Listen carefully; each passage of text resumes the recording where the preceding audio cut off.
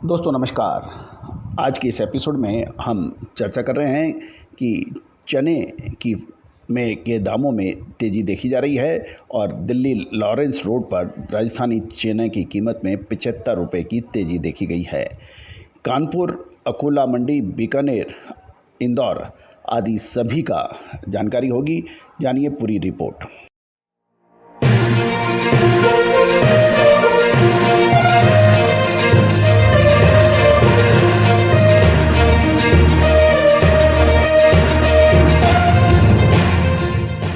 नमस्कार दोस्तों, मैं colonel Ajay, CEO Ajay astro money group, first global astro finance digital channel से आपसे मुखातिब होता हूँ 8 जून सन 2022।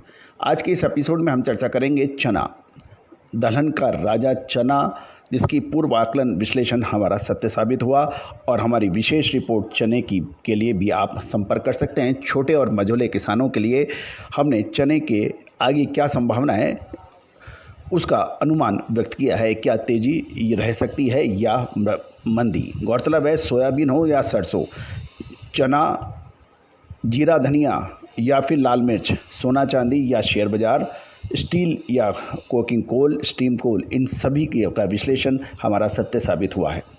तो दोस्तों, खबर निकल के आ रही है कि केंद्र सरकार जल्द ही खरीफ के फसलों में एमएसपी की बढ़ोतरी की घोषणा कर सकती है। दोस्तों, खबर ये भी निकल के आ रही है कि सरकार ने किसानों को प्रोत्साहित करने के लिए खरीफ की फसलों की एमएसपी बढ़ाने का विस्तृत मसौदा तैयार कर लिया है और ये भी समाचार है कि अलग अलग फसलों की लागत मूल्य को देखते हुए एमएसपी में 5 से 20% की बढ़ोतरी की उम्मीद की जा रही है। अब रिपोर्ट चने पर। दिल्ली के दलहन बाज़ार पर चने की कीमतों में तेज़ी बताई जा रही है। लॉरेंस रोड पर राजस्थानी चने की कीमत 75 रुपये की बढ़ोतरी के साथ ये 4,900 रुपये का स्तर देखा गया है।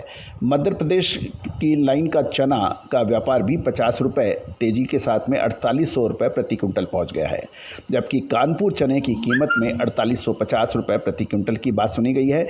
इसके अलावा अकोला मंडी से चने की कीमत 4,650 रुपये बताई गई है। बीकानेर मंडी राजस्थान से भी चने की कीमत में कुछ सुधार आया है, वहाँ पे 4,850 रुपये तक की तेज़ी के भाव बताए गए हैं। इंदौर के दाल और दलहन मंडी के अंदर चने का व्यापार 4,750 रुपये प्रति क्विंटल तक पहुँच गया है, ये हमारे सूत्रों के अनुसार।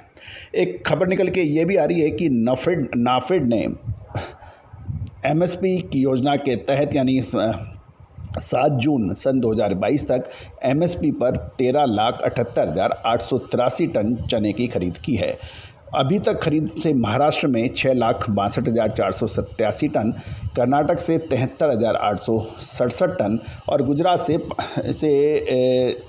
5,58,642 टन और आंध्र प्रदेश से 71,840 टन एवं उत्तर प्रदेश से खबर निकल आ रही है 12,047 टन चने की खरीदी की गई है।